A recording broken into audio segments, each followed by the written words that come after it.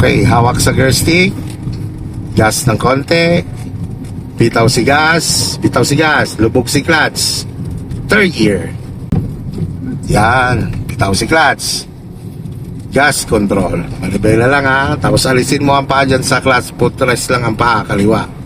Yan o. Nakakautay na kagad yung aking isang zero knowledge sa Malwa. Si Ma'am Ceci.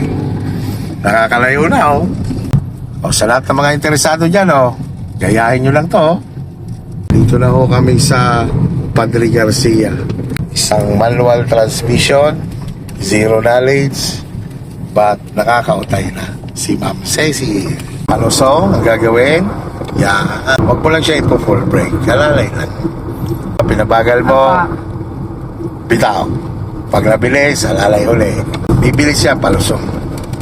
Yan, alalay lang konti. Konti lang. Bitaw uli. Yan. Ganyan mo siya kontrolin sa palusong. Pag nasa patag ka na, yun, pwede ka na ulit dumampi ng gas. Yan, dampi lang konti.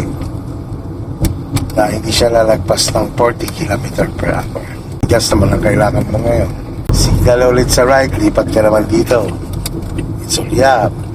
Iwanan mo na, doon ang tingin. Nabilis, bitaw si gas. Signal ulit ikaw sa right.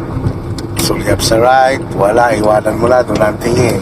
Patay signal light. Alay na ng konting brake, titigil na tayo. Brake naman po kami. O, ang paa na kay brake. Alisin nyo po ang paa nyo kay clutch. Alisin nyo po yan. Wala pong kinalaman yan ngayon. Yan. Brake control po kayo dahil palusong. Bumagal, bitawan nyo ng konti si brake. Bumilis, alalayan nyo. Tingnan nyo lang ang kalsada. Yan. Bitawan nyo ulit, si gas naman. Tapos dito ka lang sa right.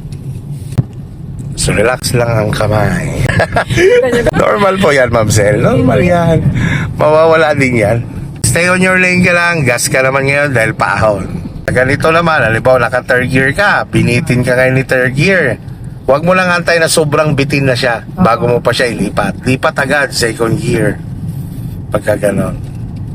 Pero kaya naman kasi siya ni third gear, hindi lang tayo naglipat. Basta paghirap na po, ma'am. Oo, ramdam mo lang. Bago pa lang siya sobrang mahirapan. Nasa patag ka na uli, kontrolin mo na uli si gas. Huwag ka na mamimray na. Si gas lang kontrolin mo, bitawan mo lang siya. Yan. Kung pagka gas control lang, gas, bitaw. Yan. Ganyan mo naman siya kontrolin. Pag nasa patag, wala kang sinusundan, yun. Gas, bitawan mo lang. Huwag mong dadalhin pa mo kay brake. Kasi wala ka naman sinusundan. Hindi naman kailangan, huwag magbe-brake. Kontrolin lang. Pagka pina-slow down mo lang siya. Day 1 po nitong estudyante natin si Ma'am Cecil, no? Sa umpisa, syempre, nandyan yung lito, nandyan yung kaba. Pero, kailangan lang nating labanan. Okay, Ma'am Cel, anong tanong mo? Tiga po yan, sabi niya yan, diretso. Sa RA 14. Nasaan ang 1? Anong one turn? Oh, yung isang... Ikot? Oh, sabi niya 1, 2. Yun ako na din. O yung pagbalik. Yung pagbalik. Oo. 1/4. Kaya alam ko ng 1/4. 1/4 to left. At to right, 1/4 to left. Ngayon sabi niya 1 na imikay na gan. Pagkagaling yung sagad. Opo. Sige, subukan mo sagad. Sagad. Yan. 1 na po ang sagad. Hindi, ibig sabihin, sagad. Yung pagbalik ang pinag-uusapan kaya dyan. pagbalik. Pag binalik mo, 1, 2.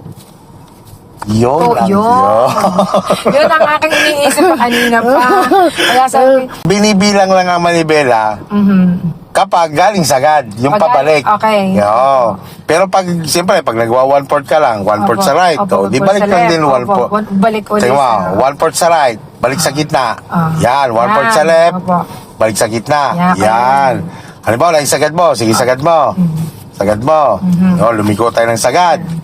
Sagad. Di ba? Pagka almost ka palang haharap doon sa linya, pag sinabi ko 1, humarap, 2. 2. Yun.